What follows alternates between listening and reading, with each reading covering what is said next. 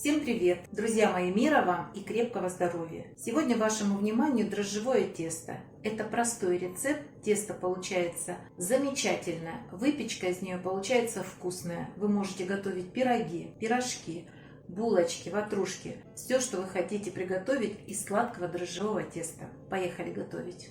Начнем готовить тесто. В миску выливаю 100 грамм молока. Молоко должно быть теплое.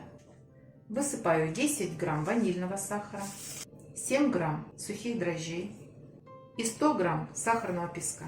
Все перемешаю, чтобы сахар и дрожжи частично растворились. Вот здесь у меня 2 яйца. В тесто отправляю 1 яйцо и белок 1 яйца, а желток оставим для смазки.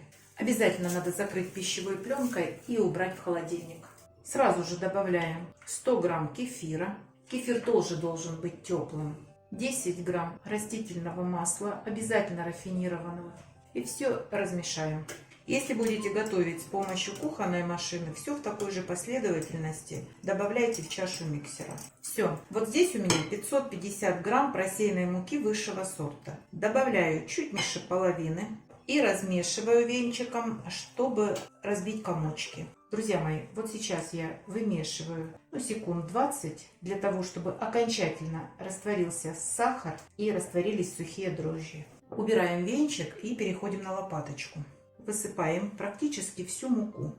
Оставлю буквально столовую ложку. С ее помощью мы на столе будем домешивать. И начинаем замешивать тесто. На этом этапе нам необходимо будет всю муку замесить в тесто и одновременно добавить сливочное масло, которое я буквально импульсно на 10 секунд подержала в микроволновке. Посмотрите, оно размягченное, но не растопленное. Здесь 70 грамм сливочного масла. И замешиваем тесто. Как правило, я готовлю тесто с помощью кухонной машины. Не у всех она есть. Кто сегодня хочет приготовить это тесто, должен убедиться, что руками это вполне возможно делать. Добавляю оставшееся масло и продолжаю замешивать очень вкусное тесто.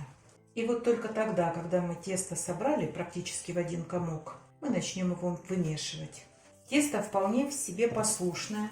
И при таком способе замешивания оно у вас мало прилипает к рукам. Этому мешает сливочное масло. Но сейчас надо размешать. И такое тесто, как правило, вымешивается 5-8 минут.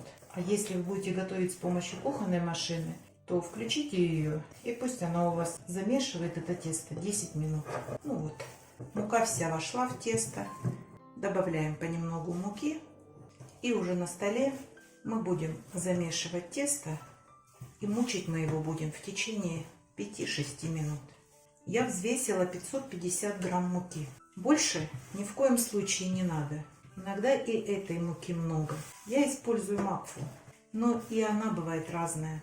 И если макфа содержит чуть больше белка, то есть клейковина у нее выше, то муки потребуется немного меньше.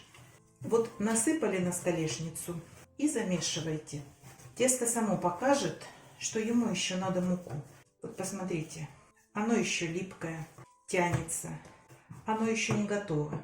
Поэтому я сейчас высыплю муку на стол и буду вымешивать и постепенно добавлять. В моем случае практически 10 из 10 случаев это 550 грамм муки достаточно. Ну вот, я замесила всю муку. Вот уже такое тесто образовывается. Оно более собранное. И сейчас я его буду вымешивать. Чем дольше вы тесто вымешиваете, тем лучше себя чувствуют там дрожжи. Друзья мои, если вам сложно такое тесто вымешивать, то вот на этой стадии, когда муки уже нет и вам надо только вымесить тесто, попробуйте его побить об стол. Просто берите и бросайте, и сделайте так раз 20. Вот посмотрите, какое тесто становится. Гладкое, послушное и податливое. Я чаще всего его готовлю, если руками, то об столешницу похлопаю и достаточно. Ну вот посмотрите, какое получается тесто. Из такого теста можно готовить любую сладкую выпечку. Можно готовить пироги, пирожки, булочки, плюшки, ватрушки. Все, что хотите. Из такого теста у вас получится донатсы. Из такого теста вы можете сделать рогалики. Все, что хотите, вы приготовите из такого очень вкусного дрожжевого теста. Беру емкость, Вот здесь у меня осталось буквально немножечко растительного масла. И я им смазываю емкость вот так вначале верхушечкой и переворачиваем. Обязательно закрываем пищевой пленкой, делаем парочку проколов, закрываем салфеткой и отправляем в тепло. Мое тесто сегодня будет стоять вот прямо здесь на столе, потому что у нас тепло. У нас в квартире 24 или 25 градусов на кухне, поэтому оно у меня здесь спокойно будет подходить. Примерно 1 час. Друзья мои, такое тесто можно приготовить с вечера, убрать в холодильник и на следующий день утром или к обеду формируйте булочки, пироги, все, что вы хотите приготовить из дрожжевого теста. Это удивительное тесто, которое легко подходит и в холодильнике. Вы можете поставить в духовку, но духовка должна ваша поддерживать температуру не более 40 градусов, иначе дрожжи сварятся. Можно поставить на подоконник, если солнечный день, но так, чтобы прямые солнечные лучи не попадали на тесто, а вот так на салфетку достаточно.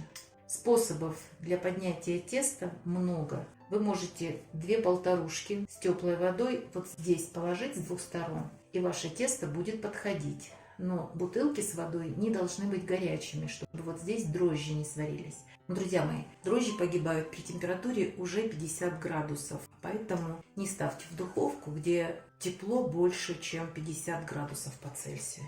Все, поставлю на подъем, а затем покажу, через какое время у меня поднимается тесто.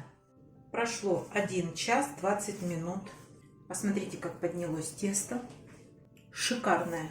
Вот сейчас из такого теста уже можно формировать и выпекать булочки, ватрушки, пироги. Все, что вы любите и все, что вы хотите испечь. Можно поставить на 2-й подъем. Хуже от этого тесту не будет. А можно выпекать сразу. Вот такое тесто у вас получится. Готовьте, друзья. Ставьте лайки и не забывайте подписываться на наш с Петровичем канал. Пока-пока.